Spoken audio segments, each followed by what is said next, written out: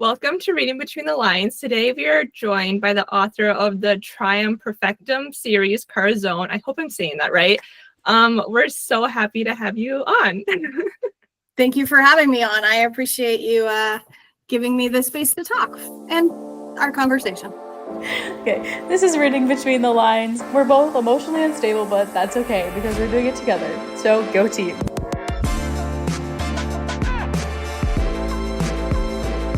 First, tell us a little bit about the series. And yeah, did Emma say it right? Because I was so scared to say it.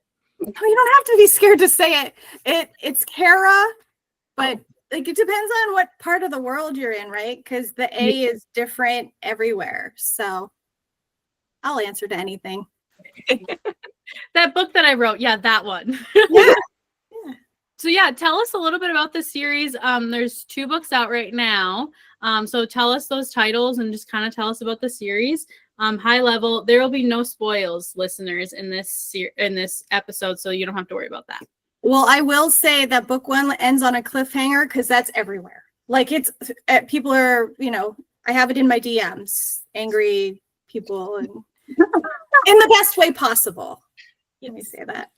The first book is Cinders Burn at Midnight. Took me a long time to say that also. It was a mouthful. And it is basically, the whole series is about Caitlin Gilbert. In book 1, she doesn't know about magic, and her father is estranged. She's super excited to be going to college because she gets to be away from her tyrannical mother. And the minute she steps onto campus, she figures out that magic exists and that she has magic and that she has a special magic that links together with her brother's best friend, but her brother, is estranged also, and they haven't talked for 10 years. And then she finds out that her mom has been drugging her and using her magic for nefarious purposes. So that is how the book starts out. And then, so Ash's fall at dawn is sort of like her mother's revenge, because in book 1, they build a really beautiful friendship, the brother and Caitlin. Her brother's name's Max, but I'm still really good at selling my book, by the way. So her and her brother start to reconnect, and she starts to actually form a relationship with his best friend, Finn. It's his dual perspective as well. And then he's always been very structured and very controlled. And because their magic is so big, it is the Trium Perfectum. And it's when three powers become one, because they kind of need each other. They strengthen each other or level up, if you like video games. So he's usually pretty controlled and calculated because he is a shifter, and he has invisibility. So his shifter side can take over real easily. But when they accidentally connect their powers, things start to explode all over the place. And then Ash's, it's her mom's revenge. Caitlin doesn't remember anything, and she's throwing this party.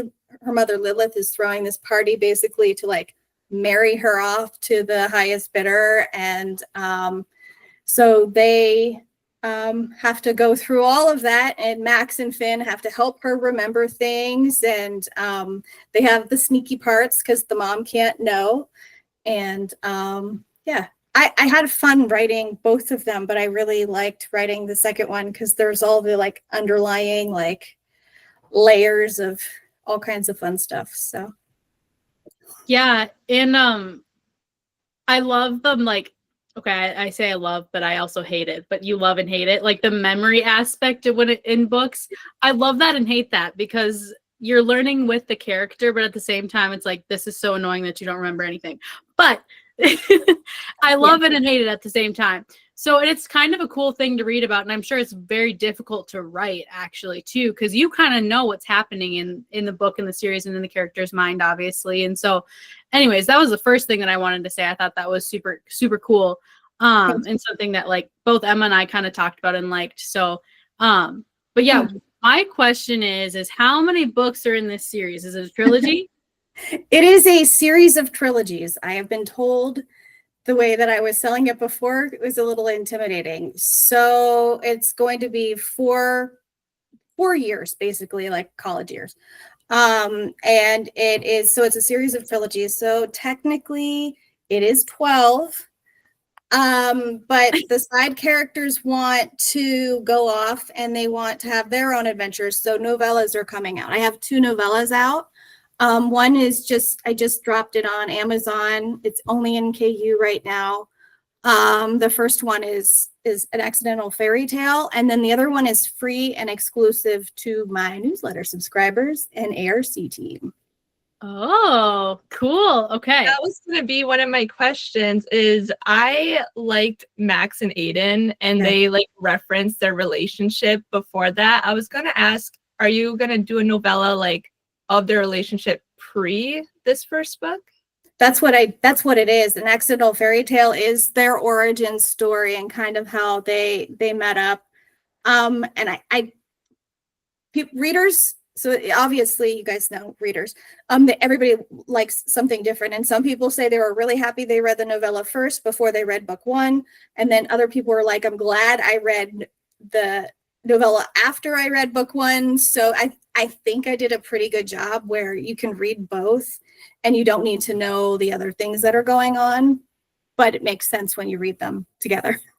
Yeah. So, that's how I like novellas and prequels. I like reading the whole series and then go back to like, how did we get here? yeah. I have the second one is of Finn and Aiden. They're twins. Their mom and dad's origin story. And then I am working on the third novella, which will be technically 2.5, which is actually Caitlin and Max's father's story. So it's very surprising. I knew I was going to do it. I just didn't know it was going to go the way that it went. Welcome to writing, I've been told. Yeah. Oh my gosh. But yeah, if you want, I can send you a copy of that too. Oh, that'd be amazing. Yeah. It's digital only though. So That's totally fine. Yeah. Okay. Emma's like, give me the book now. I will. I'll send it to you after we're done. Sweet. Yeah, I've only read book 1 now. I haven't gotten the chance to read book 2, but I'm very excited.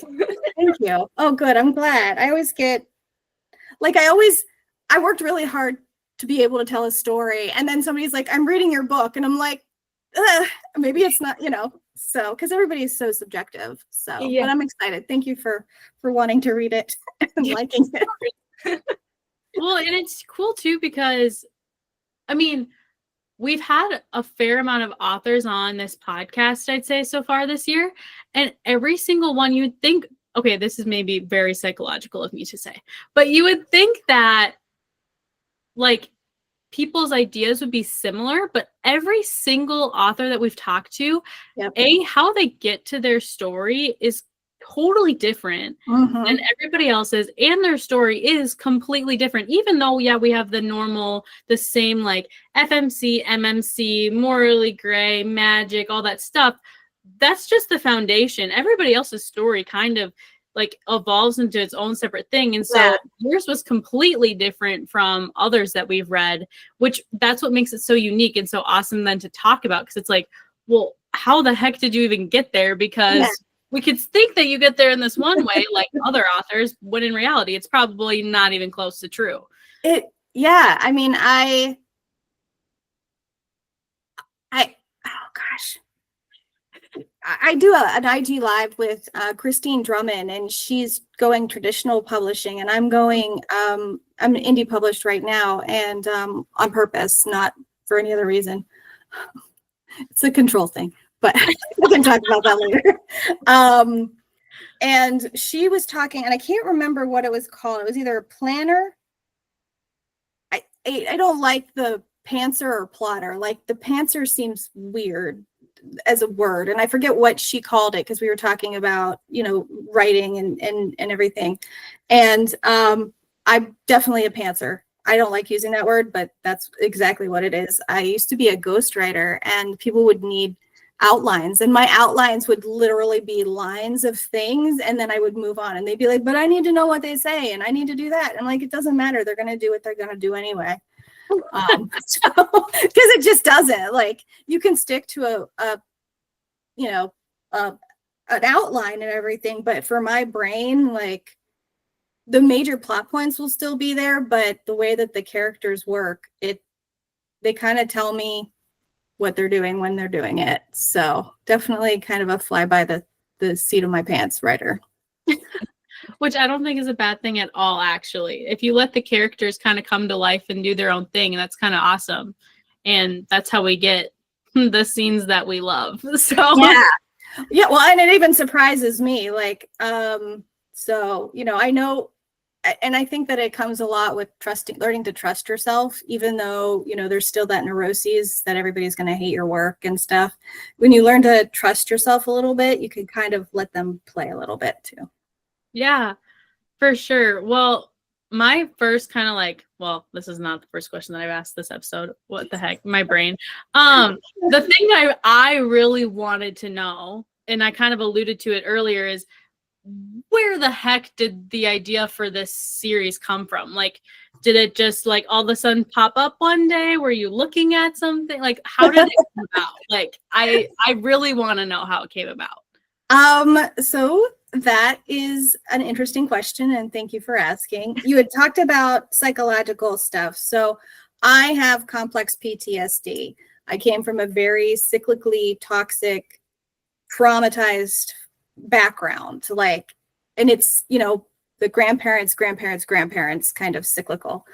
And so putting a pin in that for a second, the way I grew up, I didn't have a lot of self-confidence. I didn't think anybody, you know, I was very invisible and that kind of stuff. And so I always wanted to be a writer. I started writing in the 2nd grade. I never showed, well, I showed my 2nd grade teacher that, but I was a really dark kid. So Bambi died. And that was, yeah. So I did that. And then as I grew up and became more self-conscious and more sort of, I don't know, basically, yeah, self-conscious and more aware of the world, the more I kind of went inside of myself. And so I always wanted to be a writer, never believed in myself enough to even really try. Like, I would write something down and then scratch it out. And then like I was 28 years old, woke up from a dream, and they were all talking to me, and I was like, okay, all right. And they wouldn't stop talking to me. And like 6 weeks I wrote, like, because this was like before I even knew how to type. So I'd like took a notebook and a pencil, and I had like 60, or a pen, because I like writing with pens, but I had like 160,000 words after I wrote everything down. And the only reason why I know that is because I took it here and I typed it in, and that's sort of how book 1 was came about. But I actually ended up breaking it into the first 3, because it was a honking big. There's a lot of nuance that needed to come and stuff. But throughout that time, I started to break the cycle of trauma and do all of, you know, I went to therapy, and I got super fascinated just with neurology and how PTSD works, and how your brain works when you're traumatized. And I, you know, while I was going through all of the therapy and I was like working through this stuff, I was starting to have flashbacks. I was having dissociative issues, and I really wanted to infuse my series with that. So Caitlin experiences a lot of those things, which is why the flashbacks really are memory loss. But I have a memory loss is kind of difficult to do. I think I tried to be as upfront with the reader as possible while still trying to leave a little mystery, because basically in the first line of the blurb is she doesn't know she's a murderer. So we just put that out there. So I think a lot of the tension sort of drops away because of that, but you don't know how she gets it. And then in the second book, she doesn't remember again, but it needed to be in a very different way. Mm-hmm. So I feel like I'm totally off topic right now, but that's okay. So yeah, they with my experiences, I wanted sort of a way to bring them into the light, because I think mental health is so important. I have a chemical imbalance also. And when I got on the right medicine with the right treatment, with the right help, my brain works so much better. And I like the person that I am. And I don't have these insane blowups and not know why I'm having them. Because it could have been over the littlest thing. So firm believer of the right path. I know that it's definitely difficult to find a good therapist and to trust, taking medicine and stuff like that. But it really does play a good part. And I can see how well I work now as opposed to then. So I really want to bring out mental health and have healthy conversations about it, not just, television shows where they make the therapist kind of a moron and do immoral things. Yeah. I honestly think that books that have mental health in them are ones that I connect with the most. Like one of my favorite books, the main character has mental health that like I resonate with. And so I think it is very important to address that in books, even if it's like a fantasy aspect as well, like magic, and it makes it, I guess, more interesting to read about, at least personally. But it's still like very important to talk about, I feel like. So yeah, I'm really glad you put that in there. Thank you. Yeah. And as far as like my inspiration stuff, I grew up in the 80s and the 90s. So there was very little restrictions on what we could watch and what we did watch. So like, or read, like I read Stephen King and I read V.C. Andrews and I read Christopher Pike and then I read like The Babysitter's Club and watched Fraggle Rock. So it's like, it's just this weird amalgam of things that I picked up along the way and humor. And I don't always like I do like the fated maid stories. I do like that. That's not really exactly how I want to say it, but I wanted to do it in a way where it doesn't really have to be fated, but it is going to be fated. So like just a little bit different there. Yeah, and I think it's super cool. It sounds as though, and you can correct me if I'm wrong, but sort of starting this process of writing and getting this series out is sort of healing a lot of those things that we're working through. And I think that's such a testament to writing and reading is people don't understand it if they're not a reader or a writer, but it's so healing because you can either write those things down that you're feeling or going through, but put it through a different character, a different time, all that stuff. Or when you read it, you can connect to somebody in such a unique way. And so I think it's really awesome that that's how obviously there's so many other things that we can do that our world allows, which is amazing, like a therapist and medicine and all that amazing stuff. But writing is also just such a healing aspect and thing that we can do as well. And I think that's so cool that that was one of your methods. And now we're going to have 12 books in a series and that's amazing. That's just so awesome. Thank you. The series was always going to be 12 books, but the breakout novellas were never there. And now I have you can't see it because it's faded now, but I have 6 or 7 different ideas for novellas up on my whiteboard. I'm going to start writing. I might release it in 2026. I don't know if I'll get to it, but I'm going to do a 30 plus something year old standalone romantasy novel, all based in the same world, but it'll all be more on the magical side of the world, and the characters will be 30 and older. Because the world just keeps freaking growing, and I'm like, all right, let's do this. But yeah, it was really interesting because when I woke up from that dream, it was kind of like everything clicked in place. I had children at a very young age. I was 22 when I got pregnant with my son. We had gotten, married. We shouldn't have. We had another.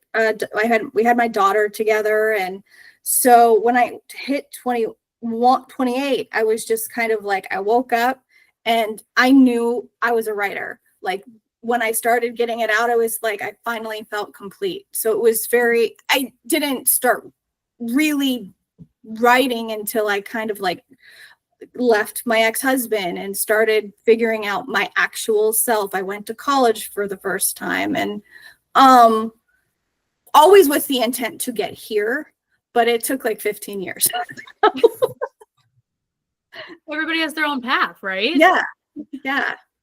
It's really cool. It's super cool. I like, that's one of my favorite parts when we have authors on, is just kind of figuring out how they became an author and how they got to that idea, because it every single time, Emma, am I right? Like every single time it has something to do with the healing process of something.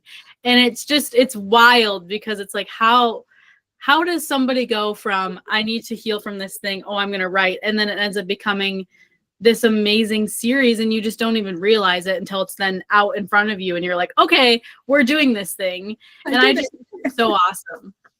Well, what's really interesting, and I didn't anticipate that either, but Lilith was always supposed to be evil. She was always supposed to be evil. She was like the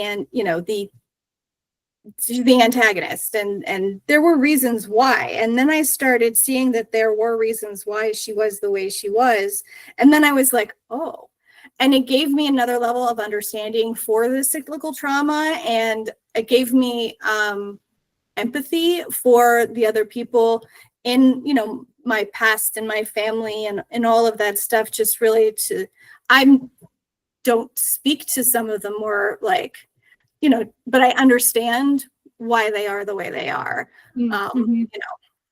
So that was one of the coolest things that I think could happen. It helped me become more compassionate, which was really strange. Like an evil character could do that. It's definitely layered. Yeah. I feel like the best villains are, though, so you really have to get in that mindset, be like, why are they doing the things that they're doing? Like, what's their backstory? Right, and so many villains, like you look at the stories, I'm much older than you, but from when I was growing up, and all of the villains are like justified in why they're acting the way that they're acting. They're like, no, you shouldn't be fighting against them. Maybe you should help them out and give them a sandwich or something, Like Disney movies, they started coming out with like villain stories like Cruella and Maleficent. I'm like, you know what? I understand you. Yes. Yeah. Those are the right kind of things. Yeah. So. Oh my. You and the villain, Emma. Oh my gosh. Everybody to Emma is a complicated character. Everybody to Emma is a complicated character. They have complicated past. I do not see as much gray in the world as Emma does. In the book world. In the book world. But I'm a very black and white person. Speaking more of like the writing process, because you're kind of talking about that too, I really want to know, like, what was the hardest part as you like were starting? Was it like unpacking all of that, or was it like, okay, I actually have to like meet a certain amount of like criteria here? And then what was the like most rewarding and then like your favorite part as with book one? I'm sure it's different with book two, but that's a funny story. I'll tell it in a little bit if we have time. Well, the first thing, because again, I didn't have any self-confidence. I didn't like myself like at all when I was, in my early 20s. So the first thing was finding that self-confidence to do it. That was probably the most difficult thing, because I had to face a lot of stuff. And I didn't like the person that I was, just not because I didn't have good self-confidence, but I had a picture in my mind of the person I wanted to be, and I was so far away from that. And then when I decided to start writing. So I graduated college in 2018, and I moved through, writing nonfiction, then picking up books, and then doing fiction ghostwriting. And I did fiction ghostwriting from 2020 to like 2023. My last client I worked with was in July of 2024. I think she left. And that was probably the hardest experience of my life. It also ground my ego into powder. Because like you had said, nobody really knows about how the writing process unless you're a writer or a reader, and all of that. But there are these academies out there that tell people that they'll become millionaires if they publish a book a month. and they just put it on Amazon and they'll be millionaires. And so there were these clients that were coming out of these academies, and they would blame the book and they would blame the writing, and they would tell me it was my fault because it's garbage or it's not at the level they thought that it should be at.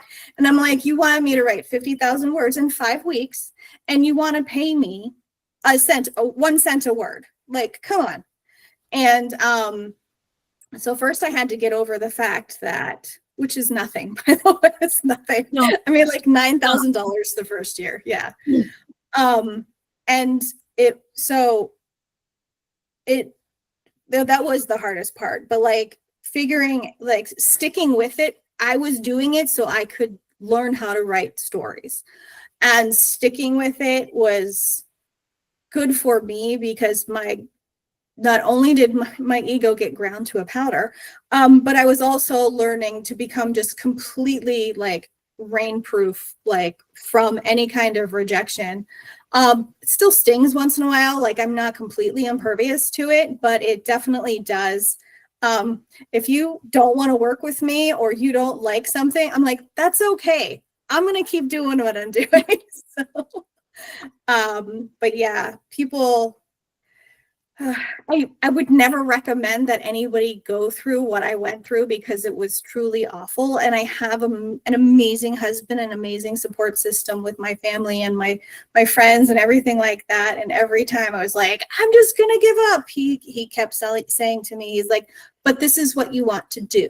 And I'm like, yes, but I don't want to do it with these people. And then I was like, oh yeah, I'm going to do it for myself. So the experiences really helped. Thank you. The experiences really helped me in very positive ways, even though it was probably the worst working time of my life. So. I'm a very firm believer of protecting your peace, like very firm. Does that experience influence you to do those Instagram lives or coffee and talks? Because I wanted to ask you about that because you seem to have like authors, I'm assuming, or other publishing things, and I wanted to know what inspired you to start that. I mean, yes, I am going to be announcing this soon, but I can announce it here anyway, because I'm just like starting to sprinkle it into the world. But I am doing indie publishing consulting because I did see all of these toxic people, and I guess that's my buzzword for the day, toxic. You can like have it flash over my head or something. But the toxicity and just the irrational, unrealistic expectations. And I saw how many people were just pummeled because they were given unrealistic expectations, but then not only were they pummeling themselves by dumping a ton of money into it and running all out of their money, but they were also dumping it on like all of the people that were working for them. And I just don't want anybody to have to go through that. And indie publishing is super difficult because it changes all the time and there is so much to know. And I learned about it. So I have like 6 years of knowledge under my belt, and I've learned about it by watching and doing and seeing the mistakes and understanding that you can pivot. And I know that it gets so frustrating, and I've seen so many people almost give up, and I'm like, you don't have to. But that's really why I do the discussions with Christine, the coffee talks. We also saw that there was a gap because when you think about indie publishers, there's still a really big stigma with it, even though they're fantastic. Like they're fantastic. And there are still people who look down on indie authors or self-publishing because you're not allowed to call yourself indie. It's like, why do you have to, you just call yourself what you want to call yourself. And then there are the traditional publishers, and sometimes indie authors have problems with traditional people, and I wouldn't go down that road. And I'm like, so we were like, well, there should be a space for everybody, and let's make that space.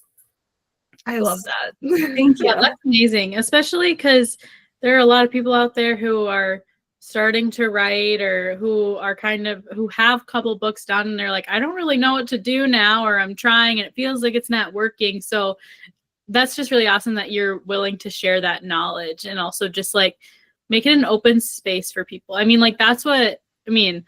Obviously, we're just a podcast and we talk about books and all that stuff, but we really love having authors on because it's like this is an open space for you to talk about how you got to where you are as an author. Like you're just starting out, and we really want to help with that because, I mean, go you. You're doing this thing that we want to do. So, but you are doing it too, and if you're not just a podcast, you are a podcast that gives authors a platform and writers and readers a platform too. So it's always needed.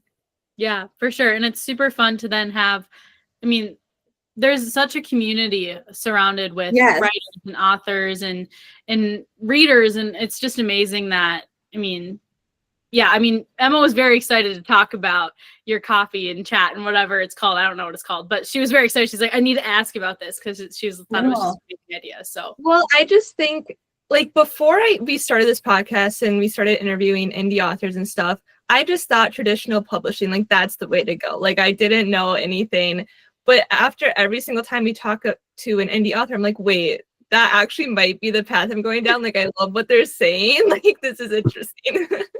Well, and that's one thing too. Like I hear so many people say, well, I'm an indie author because I just knew that I couldn't get an agent. And I'm like, that's never going to be the right answer. Like if you want to go get an agent, get an agent. Like it's possible. It'll tear you the fuck down. You'll be ground into a powder.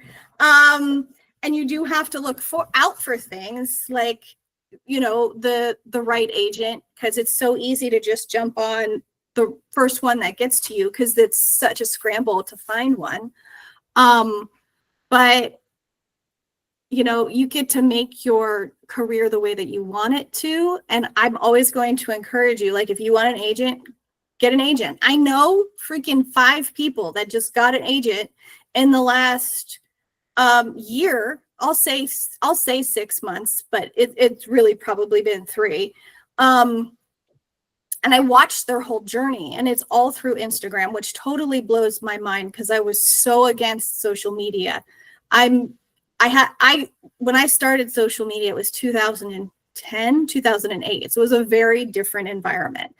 And traditional publishing was the golden ticket. The agent was the golden ticket, but that's unrealistic too. It's not. It's all freaking harder than hard, you know, you could ever. So no matter what way you go, there's never an easy way. It's just finding the way that works best for you. I mean, it's inspiring to see all these authors and what they do and the different things and how they go about it and what they learn and what they say not to do and what to do. It's very interesting and really exciting too, especially if we have listeners who are kind of in the same boat where we're just trying to encourage and be part of that community. And so your story is a little bit different too than others, which is really awesome too, though. And again, it goes back to everybody's story is unique. Everybody's path is unique, and how you get to your book and all that fun stuff. Yeah. It's also unique. And so I just think it's really awesome. And we applaud you for being a supportive of the book community. So that's really awesome. I want to ask you more specifically about your series. Yeah. Without spoils, because we don't want to spoil it. But so there's 12 books. There's going to be 12 books. And we're going through each year. So you have book 2 is already out. We're going to have book 3. When is that kind of coming out, and what should we be expecting for book 3? So book 3 will be coming out sometime in the spring of 2026. I don't really have any release dates. I do have a title, but I'm not going to do that yet. And the flashbacks are still going to be there, but it's more about her regaining memories from her childhood because of the way that therapy works. And if you're doing cognitive behavioral therapy or anything like that, you do start to remember things, and sometimes they're horrifying, and then you have to work through that. And sometimes they're fine, you know, sometimes you're like, oh yeah, I forgot about that. And then, so it'll still have that, but it won't be amnesia. Like she's got, so that is pretty much, I'm kind of done with the amnesia thing, which makes me a little happier because it's kind of like the secret pregnancy trope or the pregnancy trope where you're like, oh, well, but it's bad because it can be done really well. But some people are just like, I hate it. And so it'll be more empowering and forward focused. It is a series of trilogies.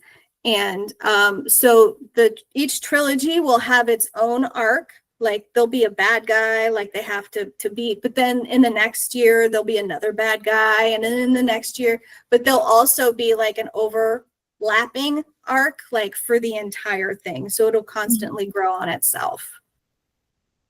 I honestly love so much. Like the more books there are and like growing with the characters, you feel so much more connected, and it's like a found family, but like with you and the characters. Yes. But it also stresses you out that much more. Yeah. Because like, oh, this is good. In book 3, something's gonna go wrong because there's this many books left. Yes. Yeah. I mean, I didn't anticipate the reactions to the cliffhangers that I have. Even in book 2, there's a cliffhanger. It's not like cliffhanger in book 1, but people still DM'd me and they were still like, well, what? What are you talking about? And I'm like, oh, okay, well, it's working. What I did is working. And so that's still a little surprising. I feel like if you're writing a series, you have to end on a cliffhanger. Right? Yep. Just, you have to. That's just how it is. You just have to. I think so. I mean, all the best television shows do it. Right? Exactly. Yeah. Exactly. I watched a lot of TV when I was a kid, so that was very influential with my writing. Oh, me too, for sure. I feel like cliffhangers are just, we hate them, but we love them. We just love them, hate them. Right. Like, and that was a huge debate among, like, when I was doing my ghostwriting and about the proper way. And I didn't have this debate. People were telling me the way that they wanted their novels to go. And some people wanted a cliffhanger at the end of every single chapter. Some people wanted a cliffhanger at, the end of the book. And then some people wanted happily ever endings. I just did that. That was words. But so yeah, it's definitely interesting. I won't, my novellas are happily ever afters. Like they end on a happy note. I don't know that my full-length novels in this series ever will. So, except the very last one, maybe. Yeah. That's stressful for when we read these, but all right. I mean, if it ends on like a happy note, it's like, okay, so what's gonna happen? Like, what's gonna like drive me to read the next one? That's just like Right. any series for me. Yeah. This is why I have trust issues. This is why I have trust issues.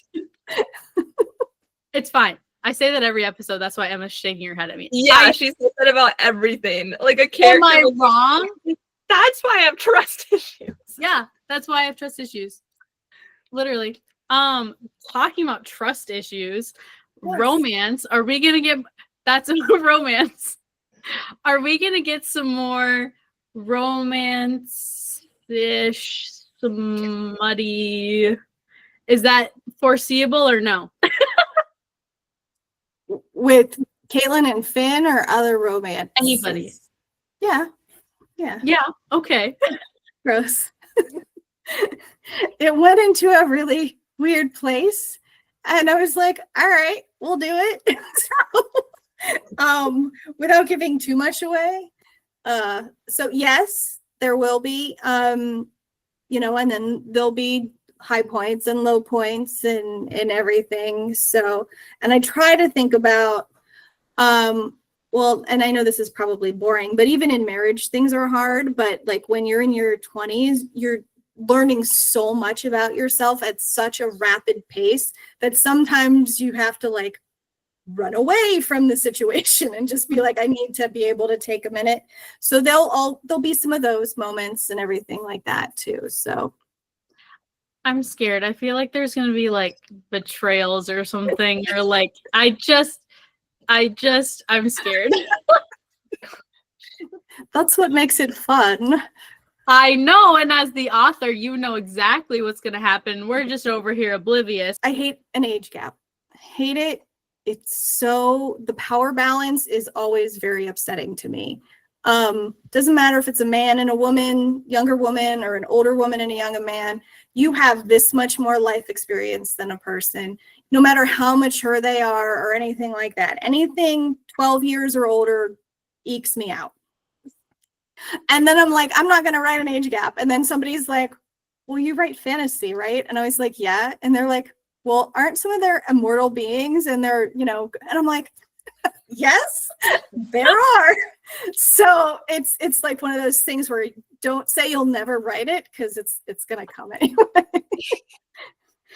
See, I love it's like a 500-year-old fae and like a 20-year-old girl. Like, I'm fine with that. But if it's like real life, like a real life age gap, I'm like, okay, let's not do that. Right. Yeah. That's why I can't read, like, Emma reads a lot of sports romances and stuff. I can't read those because it's too real life for me.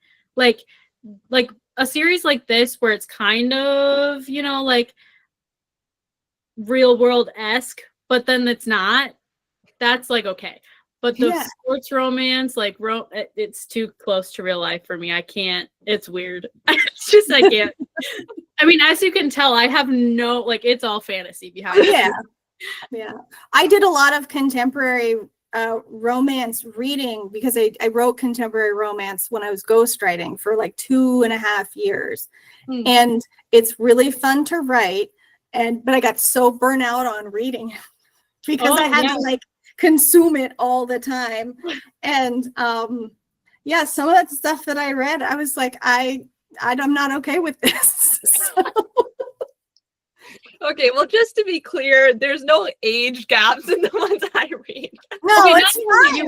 Everybody has their thing, right? Like there is the miscommunication trope, right? And there is the age gaps. And I think the biggest one, I did write one with a 40-year-old man and a 45, I think he was, and she was 28. And that's the only age gap that I wrote ever like that. And I was like, I'm only doing it if she is at least over 25. I'm sorry. Fair enough. Because again, that's like a huge chunk of experiences, right? Like that you have lived all of this life. And it's almost okay in your 20s, right? As long as you don't get sucked in, because again, you're learning who you are and you're doing all that stuff. But it feels just like the person's always taking advantage. So yeah, I agree. Unless it's fantasy. Yeah. Well, yeah, exactly, right? Unless it's fantasy. Then it's okay. Everything's okay in fantasy books. Yeah. Literally, you can get away with so many things in a fantasy book, which I love.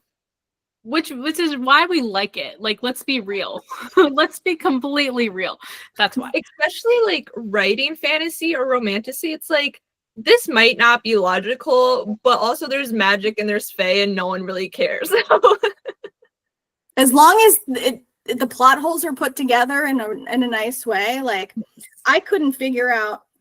So in my series, in my world, basically, every eldest child is born with 2 powers. I'm going to play with that a little bit, but that's the norm, right? Every eldest child.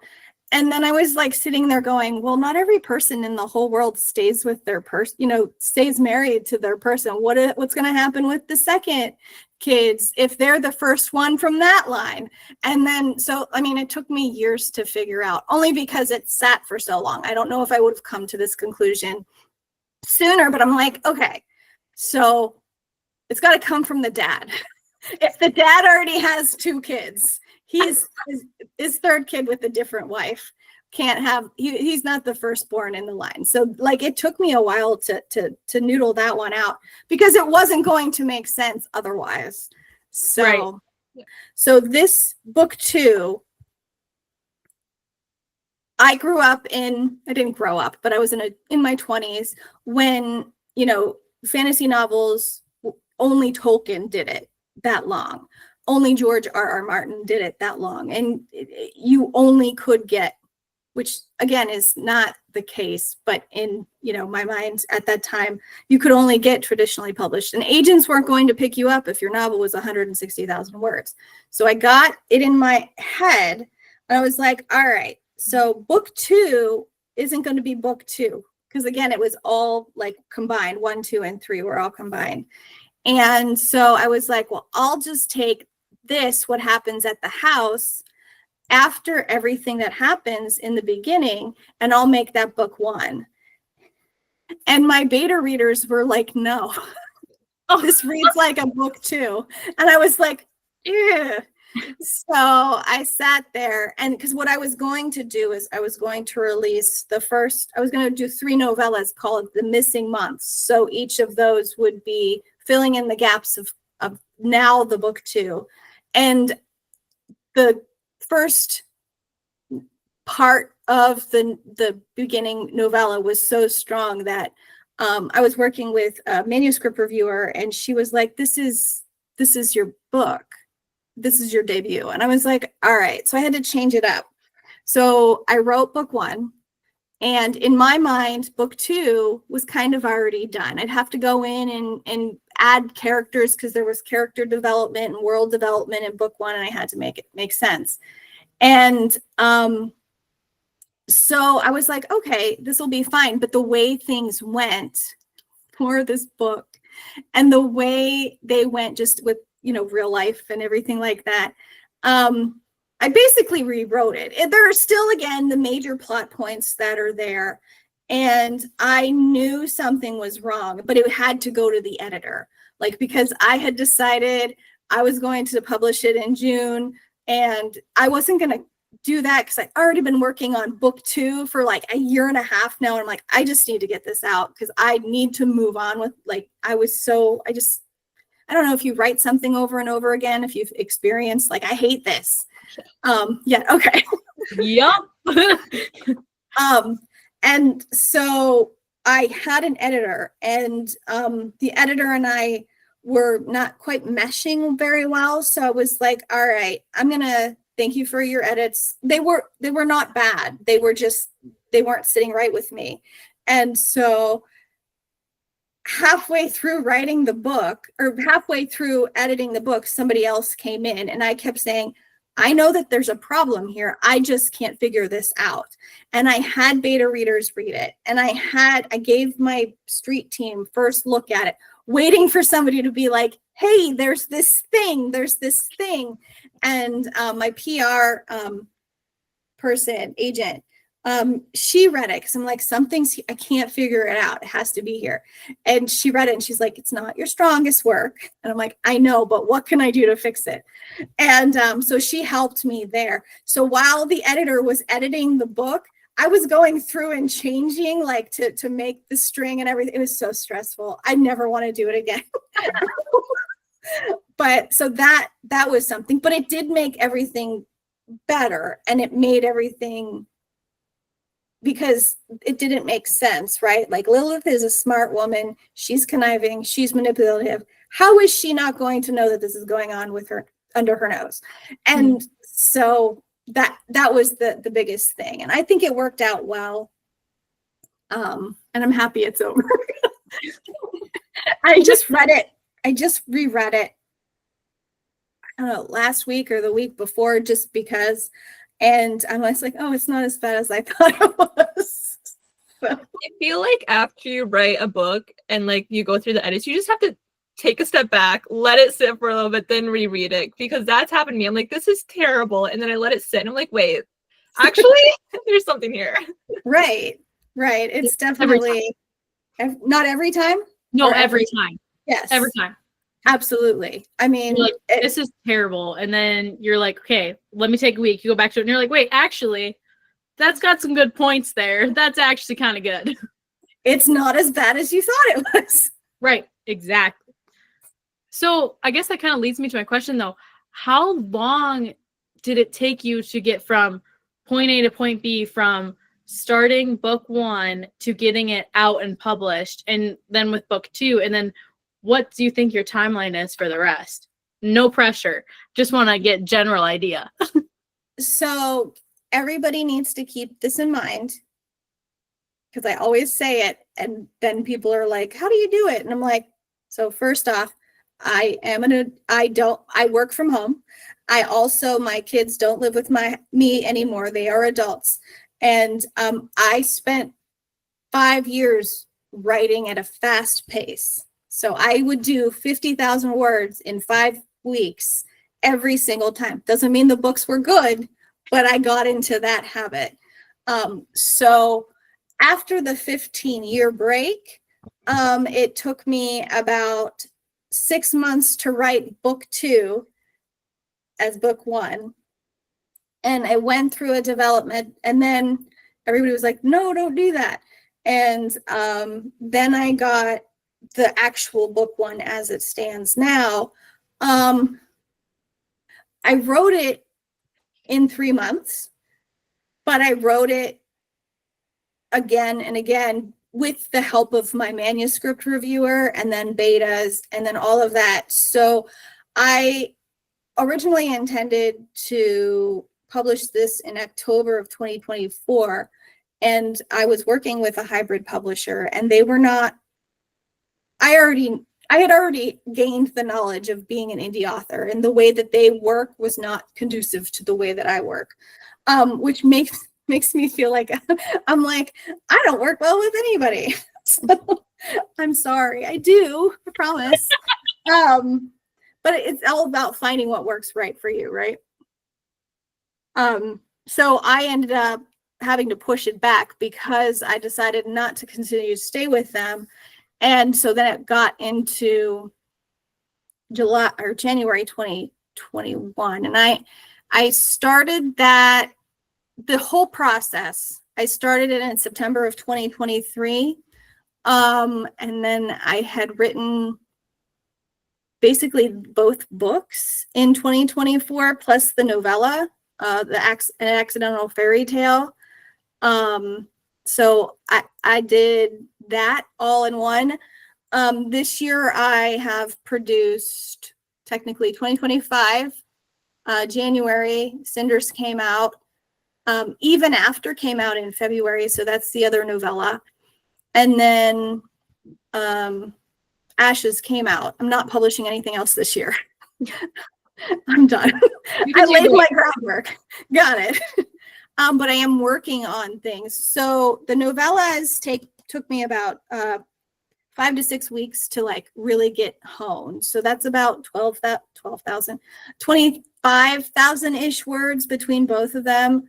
And they went to betas and they went to editor and everything. How fast you write is crazy. It is, but I have 6 years of practice underneath my belt, and that's what I did.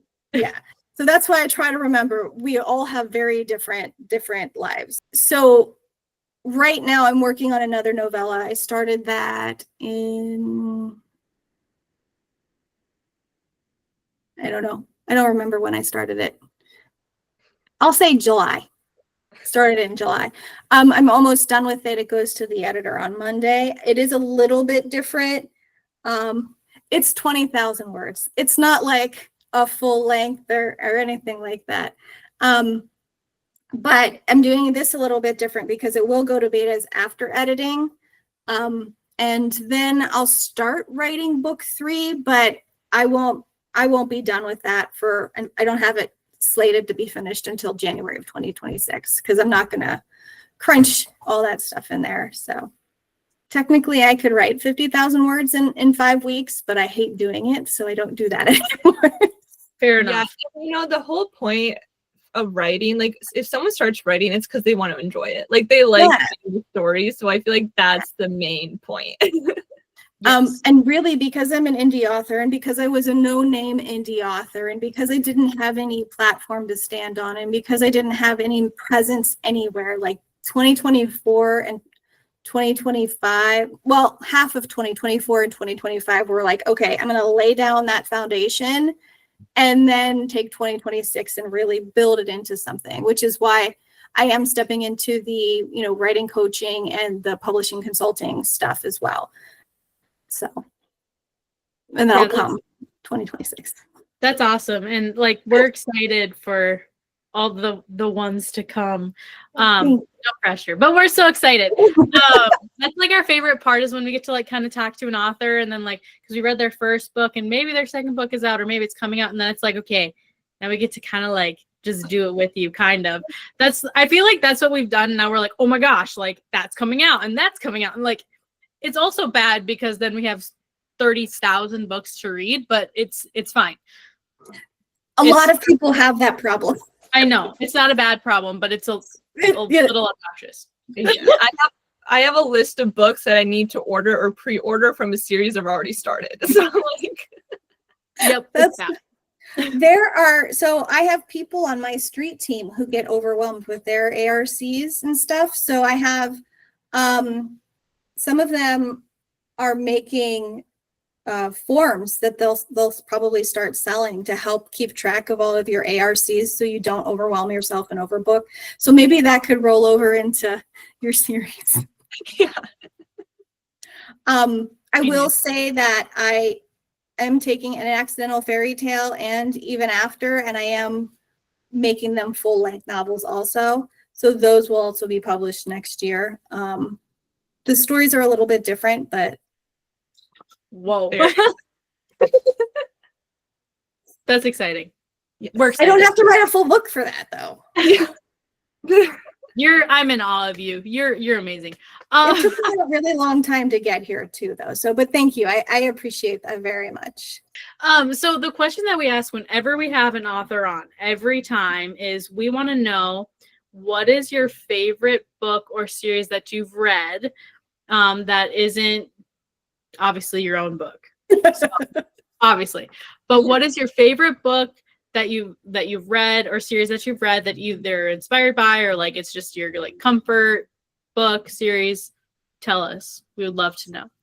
So I have 3 authors. There is a Musai series by the author E.J. Mello, and it's 3 sisters, and it's like this dual world. Like, one is like, it's definitely, all the characters are morally gray, because there's the Shining Palace and they're princesses, and then there's the underworld, and they're all like criminals, and the daughters are kind of like the Musai, and their father sometimes makes them go torture and kill people, and they use their magic, and it's such an amazing world that she put together.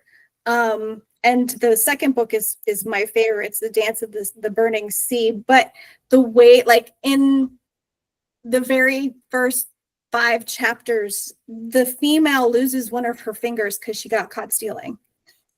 And it's incredible. Like, and they shame her in a way that's just like, now we have to put a wooden finger on, and you always have to wear gloves, but not like, what were you doing, doing this stuff? Because every time you get a certain age, their father makes them like live on the street for a year, and her year was almost up, and she got caught stealing something for like a small child or something like that, like food, and that's how it starts. And they don't shame about sex, like it's such a great world, and it's still romantic-y, but it's like nothing I've ever read before.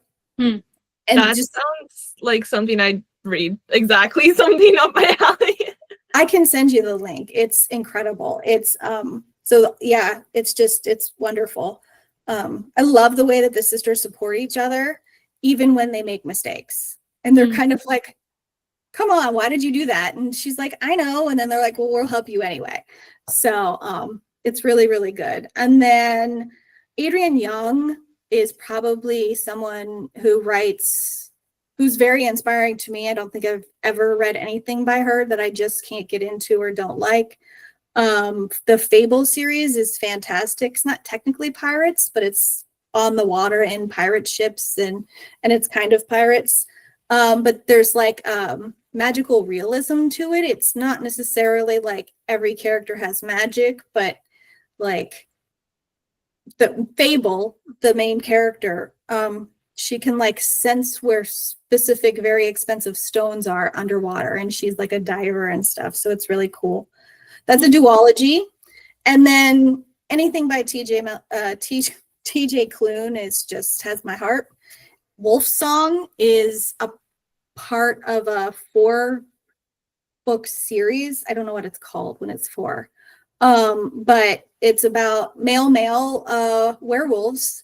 It's male shifter romances. So it's great. Wow. And it's all like open door and everything like that. So, and there's 4 different stories and 4 different characters who give their perspective. Interesting. Okay, so we're just gonna add to our list. We have more that we need to add. Anyways, that always happens. I always ask that question, that we end up having like 15 more books to add to our list. But you know, it's I'll send you the links. Don't worry. Well, the last thing that we ask, or we do always, is a would you rather on every episode. So Emma has a would you rather, and we're gonna kind of go into that. And I don't even know what it is. I don't even remember what it is. Okay, so usually I try to make this about like the book or like something related to it. So in book 1, as I said, I've read that one, but not book 2. So if this changes in book 2, like you can say or you don't have to say. But in book 1, Lilith and Jacob don't have powers. So I was wondering if you had to give one of them powers, which one would it be? Oh, Lilith. Like Lilith. I was so happy I'll never have to write Jacob again. He was such a freaking flat character, and I'm like, how do I get him the fuck out of this place? He's gone. He was the worst. He is. He shows up in book 2 too, but I would never give him magical powers. He would just fuck everything up. Yeah. Because I feel like Lilith is strategic and Jacob is just like dumb. Like, yeah. No brain cells. I mean, yeah. This is your own character that you're talking about. I love it. You're like, no, like they would just mess everything. It's literally your own character. I mean, he would, and I know that I said like I developed empathy and everything like that, but his motivations are purely selfish, and it's so egotistically driven that I'm just like, he was one of the reasons I was having a problem with book 2, because he was a more prominent figure in the book. I'm like, he can't just be the antagonist. He's so fucking boring. Like, so he's after this, he's gone. I never have to write him again. I hate it. But no, I would never give him magical powers, because that would, yeah. I think we're all in agreement on that one. Yeah. Good. I feel like we're all there on the same page. Yeah, well, this has been amazing. Thank you so much for coming on. So let our listeners know how they can get your books. You can buy them if you live in anywhere close to Northeast Ohio. They are in like 4 different local bookstores. I have an Etsy store where people can get special editions, signed copies. And then I just did painted edges, so those are coming. And then Amazon, anywhere you can really buy books, you can get them. I'm in Ingram Spark, so that's a international distributor. So you can order it pretty much anywhere. Some of my books, Cinders and An Accidental Fairy Tale, are in Kindle Unlimited, so you won't be able to find those digitally anywhere else, but they're there. Awesome. Well, there's a way to get them, which is all that needs to be said. You can get them, and you need to read them so that we can talk about them. Well, this has been amazing. Thank you so much for coming on. We definitely are going to have you back once we read more of your books, because we're going to have things to talk about. I'm sure. I'm already nervous about it, so we're going to need to talk to you about all the things. So we're so glad that you were able to come on, and we just applaud you, and we're just so grateful that you are just so supportive of us, and then also the book community. That's just amazing, and we just want to continue to support each other. So listeners, please support Kara and all of her writing, and then we will continue to support her as she continues her writing as well. Yeah, I am just so excited to see what comes next in your series. So thank you. I appreciate it. I thank you so much. I'm still surprised that people are buying my books and liking my books and everything like that. So it's nice. oh my gosh, they're so good. It's so worth it. Everybody needs to read it. So thank you. yes.